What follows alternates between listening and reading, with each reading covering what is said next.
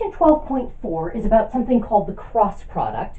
We'll eventually see that that's a way of combining two vectors in 3 space to get another vector in 3 space. But before we can define that, we need to do a little bit of preliminary work. First of all, a matrix is just a rectangular array of numbers. So as an example, I usually name my matrices with positive numbers. It could be something like 1, 2, 5, -2, 0, pi. That would be what we call a rectangular array of numbers. Sometimes that rectangular array is put inside of square brackets like so. Sometimes you'll see parentheses instead. Either form of notation is fine. All right, the size of a matrix is determined by the number of rows. The rows are considered horizontal, by the number of columns. So we would say that this is a 2 by 3 matrix. And we don't do that multiplication and say the size is 6. We say it's 2 by 3. 2 rows, 3 columns. Now, a square matrix is going to be a matrix with the same number of rows and columns. And that's going to mean that the rectangle that those numeric entries form actually looks like a square. So I could have something like B being 4, 0, 2, -1. That's a lovely example right there of a square matrix. We would say that this is a 2 by 2 matrix. Okay, obviously if I have 3 rows and 3 columns, we would call that a 3 by 3 matrix. Now, what's interesting is with this square matrix that's 2 by 2, I could think of this as a matrix that I formed out of 2 vectors in 2 space. So I could say V1 is the vector for 0, and V2 is the vector to -1. And so B is just the matrix whose first row is the vector V1, and whose second row is the vector V2. So I can form a square matrix by using 2 vectors in 2 space. I could also think of this same matrix as being built out of these 2 vectors that make up its columns. So if I wanted to, I could think of W1 as being the vector for 2. Now usually when we're working with vectors, we write them horizontally, but if I just write that vertically, it becomes that first column. And W2 to, 0, -1. And so then I can think of B as being the matrix whose first column is W1 and whose second column is W2. So just like we can build vectors out of numbers, I can think of matrices as a thing that I can build out of vectors by choosing vectors to be the rows or the columns of things. Now, if I have a square matrix, and for our purposes we're going to care about 2 by 2 and 3 by 3 matrices, if I have a square matrix, we can calculate what's called the determinant of that square matrix. It's only defined if the matrix is square. So if I have a 2 by 3 matrix, there's no determinant.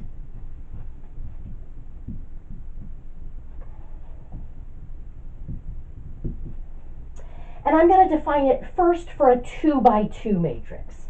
So if I had A, I'm just going to write a generic one, A, B, C, and D as the 4 entries of my 2 by 2 matrix. I could say the determinant of A, which I can write as just det A, or I can put A inside these vertical bars. If A were a number, those vertical bars would mean absolute value. When I put a matrix inside of vertical bars, it does not mean absolute value, it means determinant. I can also write it by putting that rectangular array, A, B, C, D, inside of vertical bars. So if I replace the brackets around it with vertical bars, that means the determinant. And for a 2 by 2 matrix, the definition is that it's just A times D, this diagonal product, minus B times C, that diagonal product. Okay, let's practice calculating it, and then let's talk about why we might actually care to do something like that. So let's suppose that my matrix A was 5, 2, 4, negative 1. Then the determinant of A would just be 5 times negative 1, which is negative 5, minus 2 times 4, which is 8, which would give me negative 13. So not particularly difficult to calculate, but we might care, why are we actually doing this? Well, this does have a nice meaning. Again, we talked about how I could build this matrix by either thinking of the two vectors that make up its rows or the two vectors that make up its columns. Let's think of it in terms of the columns, just for fun. So let's say W1 is 5, 4. That would be the first column of A, and W2 is 2, negative 1. That's the second column of A. Now, if I were to draw those two vectors, I'm going to just draw them both in standard position. The important thing is that I'm drawing them with their tails together. So there's W1 and there's W2.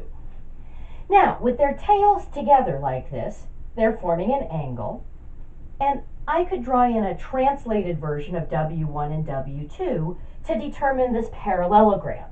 And this parallelogram is going to have some area. Well, it turns out the area of that parallelogram is the absolute value of the determinant.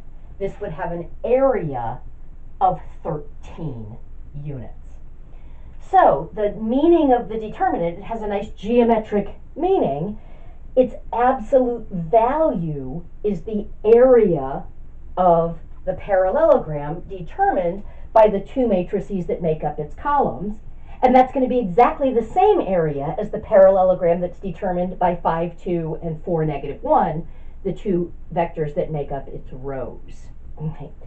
Now that geometric interpretation isn't given in your textbook, but I am going to hold you responsible for knowing it, and it's something that's going to come back later in the semester and be really, really useful. Okay. Now that doesn't fully explain what the 2 by 2 determinant means, because it doesn't explain, well, why is it negative? Why didn't I get 13 if that's the area? As you can see, we sometimes do get a negative number, and area is not negative. So this is just a partial explanation. It's one application of what the determinant can be used for. Determinants actually cover an awful lot, and you would study them in a lot more detail in a linear algebra class. For our purposes, we really just need to know how to calculate them and this geometric fact about it, that the absolute value of the determinant of a 2 by 2 matrix is the area of the parallelogram that has either the rows or the columns as adjacent sides. All right, that is a 2 by 2 determinant. Now, let's suppose I have a 3 by 3 matrix.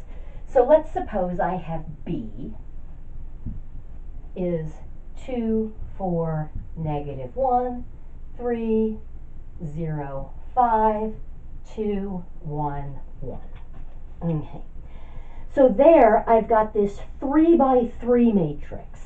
If I want to calculate the determinant of B, which I can denote by putting B in those vertical bars, I could also, if I wanted to, put this 3 by 3 array inside of vertical bars. I can calculate it. I'm going to do that by what's called expanding on the first row. Now, when I do that, my first row is right here. Notice the first entry there is 2. If I cross out the row and the column that contain 2, what's left is these 4 entries that form a 2 by 2 matrix. So I'm going to take that entry 2, and I'm going to multiply it by the determinant of this 2 by 2 matrix. And then I'm going to work my way across that first row. So let's uncross out this and uncircle the 2. My next entry is 4. If I cross out the row and the column that contain 4, I'm left with these 4 numbers, which also I can squeeze together to make a 2 by 2 matrix. Now I'm going to subtract the product of 4 with that 2 by 2 determinant. which would be the determinant of 3, 5, 2, 1. And then I'm going to add, so basically the signs go plus, minus, plus. I'm going to add this third entry, which is negative 1. So certainly the signs of the numbers can contribute to things, but for the first one I take it as is, for the middle term I change the sign, and for the third one I take it as is. If I eliminate the row and the column that contain that negative 1, I'm going to get a 2 by 2 matrix, 3, 0, 2, 1. So here, this is going to give me 2 times 0 minus 5, so times negative 5, minus 4 times 3 minus 10 would be negative 7, plus a negative 1, so I'm going to just write minus 1 times 3 minus 0, so times 3.